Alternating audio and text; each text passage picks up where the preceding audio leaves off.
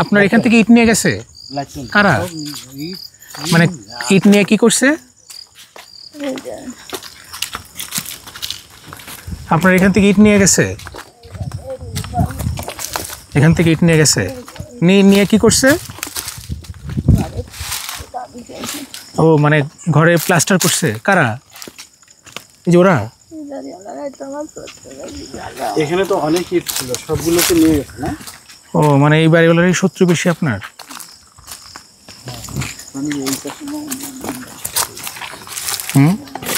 ও এখান থেকে ইট নিয়ে গেছে না? ও আচ্ছা, তার মানে এই বাড়িওয়ালারা নিয়ে গেছে, পুলিশকে বলতে পারেন নাই?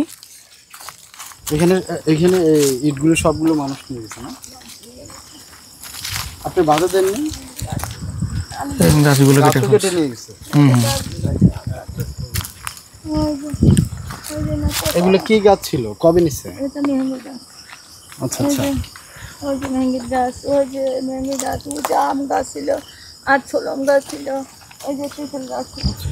আচ্ছা, মানে আপনি বলছেন যে সজীবের দোষ থাকতে পারে কিন্তু রাতুলের নাই। চাচি এটা কি বললেন? সে তো বিয়ে করছে, বুঝেন না? আচ্ছা, সে তো বড়ি টুই আছে না? জি, এই জন্যই বলতেছি আমরা। কিন্তু রাতুল ছিল একটু বোকা শোকা, তাই তো? জি। সহজ সরল।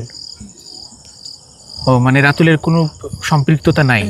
রাতুলি কোনো আচ্ছা, তাহলে দেখি আল্লাহ কি করে। আল্লাহ যদি দুই বাড়ি দুটি সেরকম ক্ষমতা তো এই পয়সা করেও নাই, খালি এই বাড়িটু কত খুয়াই বললি তো মনির এসে দাঁড়াবি কোথায় কও। আচ্ছা চাচি, রাতুল কথা বলতে পারে না? পারে, কিন্তু স্পষ্ট করে না। এটা নরমে কথা কয়। ও আচ্ছা, ওই যে ওর সাথে বেড়াইছে। আচ্ছা আচ্ছা, আলবিদের সাথেই?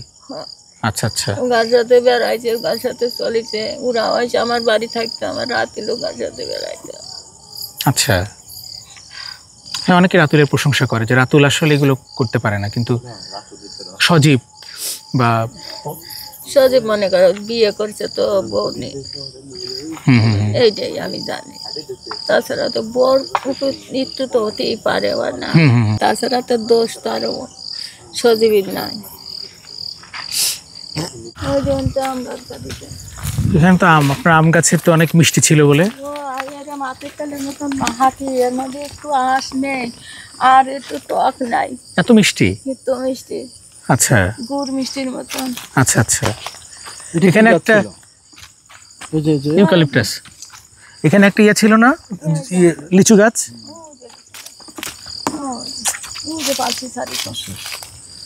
লিচু এরম আইছিল। হ্যাঁ, লিচু ধরছিল, আমি তো লিচু দেখলাম। এই যে লিচু গাছ আবার জন্ম নিছে না? এই যে লিচু গাছ, বড়ই গাছ ছিল না এখানে একটা? ওই যে আম গাছ, ওই যে একটা আম গাছ। ও হ্যাঁ, এখানে একটা আম গাছ।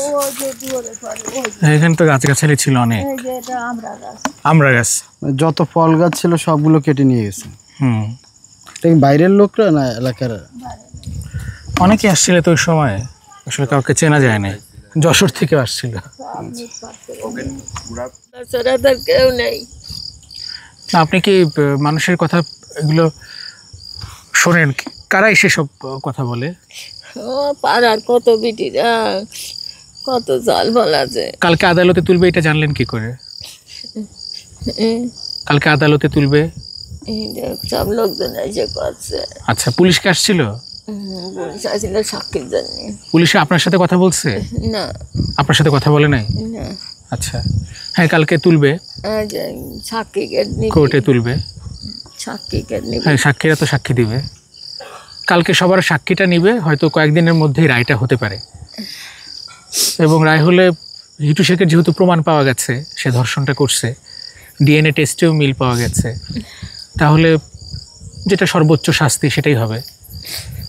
সঙ্গে সহযোগিতা করার জন্য তার স্ত্রী কিংবা তার সন্তানেরও জেল হতে পারে।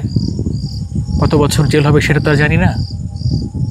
যেহেতু বাংলাদেশে এটা আলোচিত বিষয় চাচি, আপনাকেও মেনে নিতে হবে, কারণ আপনার তো হাত নাই। আমার তো হাত নাই। আমার যদি হাত থাকতো তাহলে কি আর মনিকের ধরে ধরে দিতাম না একদিন পর পর? সেটাই, কিছু করার নেই আসলে, কপালে যা আছে সেটা হবেই। আমার সহজে বিয়ে করছে, সহজেবের একটু অপরাধ আছে, কিন্তু আমার রাতুলি ছিল না। আমার রাতুল তো প্রতিবন্ধী মতন, ওর কথাবার্তা সেরকম ঠিক হয় না। আবার এই যে পরীক্ষাটা চলে গেলে দিতে পারল না, স্কুলে যেতে পারল না। ওকে এবার নাতিদের সাথে তো আপনার ভালো সম্পর্ক ছিল, খুব ভালোবাসতো আপনাকে। বিশাল ভালোবাসতাম, আমু নাতির ছাড়া আমু ভালোবাসতাম। নাতিনটা একটা জিনিস আনলি কথা, আমি একটা জিনিস আনলি করতাম, যেমন নিয়ে দেখ তা তা নিচে তুই কাবিনে তোরা দুই ভাই কারাকারি করে খাইতো। এখন কেউ কারাকারি করতেছে না, কেউ এসে আমার ডাকতেছেও না, শুনতেছেও না। এখন ভাগ্যে যা আছে তা তো হবেই চাচি। মানে কপালে জানিয়ে আসছিলাম তাই। এই আপনার হিটু শেখের শ্বশুরবাড়ি থেকে কেউ আসছে দেখা করতে? বাবা না, আমার কাছে কেউ আসেনি, আমার কাছে কেউ আসে একটা পরামর্শ দিচ্ছে না, একটা কথা শুনতে আসেনি।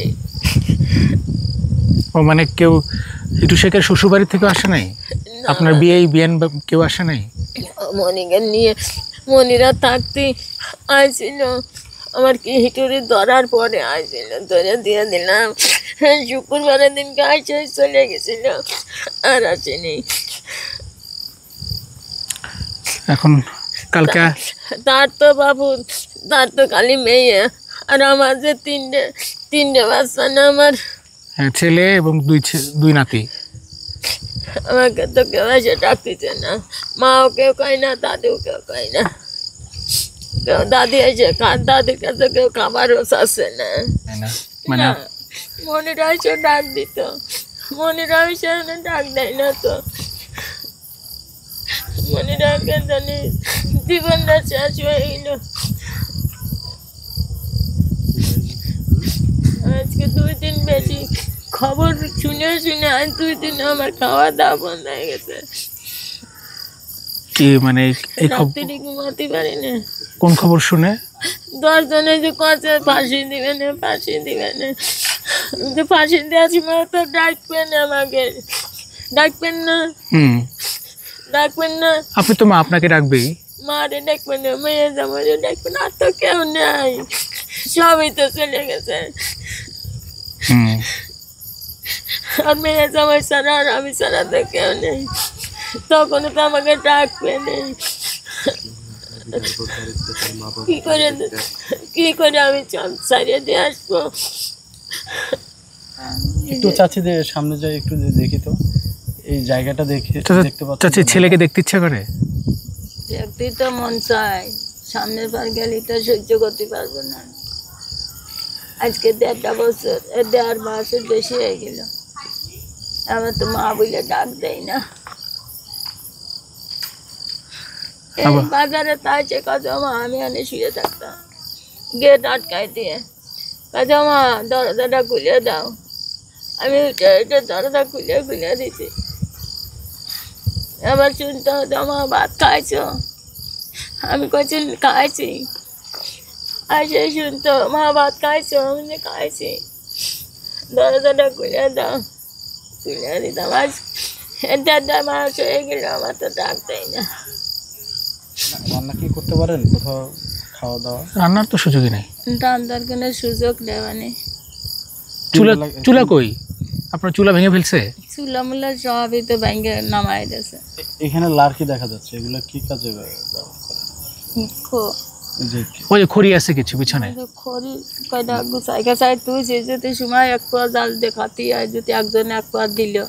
চুলা কি বসাইছেন? চাইয়ে চিনতে না, বসায়নি। ও চুলা বসান নাই না, ওই পিছনে খড়ি আছে। ও ভালো হয়েছে। আচ্ছা, আপনি যাবেন যে আপনার ছেলেকে দেখলেন, আপনার ছেলের বউকে দেখলেন, সকাল 8টার দিকেই যাবেন। কালকে কোর্টে তুলবে, কালকেও রায় হতে পারে, হয়তো কালকে রায় না হলেও 2-1 দিন পর বা এরপরে যখন কোর্ট বসে তখন রায় হবে, বুঝছেন? রায়টাই হয়ে গেলে তো আমার ঘরের ব্যবস্থা করবে না? হ্যাঁ করবে ইনশাল্লাহ। রায়টা হয়ে গেলে তো তখন তো আর ঝামেলা নাই, আপনি একটা ঘর পাবেন। জি। এখানকার মানুষজনও দেখবে আপনাকে, আবার অনেকেই বলতেছে কি আপনাকে সহযোগিতা করবে। প্রয়োজনে আমরা টাকা তুলবো, টাকা তুলে আপনার একটা ঘর করে দেব। জি মাগুরার মানুষও সহযোগিতা করলো, মাগুরার বাইরে যারা আছে পুরো বাংলাদেশের মানুষ জি তারা সহযোগিতা করে। আপনার তো এইটাই চাওয়া, একটা ঘর। এটা ঘর হলে আমার আর কোনো টেনশন থাকতে না, মানে আমি মানুষের দূরে থাকার মতন। তা আগেও ছিলাম, মানুষের দূরে থেকে বিটে বাড়ি করিয়ে ঘর বাড়ি করিয়ে একটু ঠান্ডা হয়েছিলাম।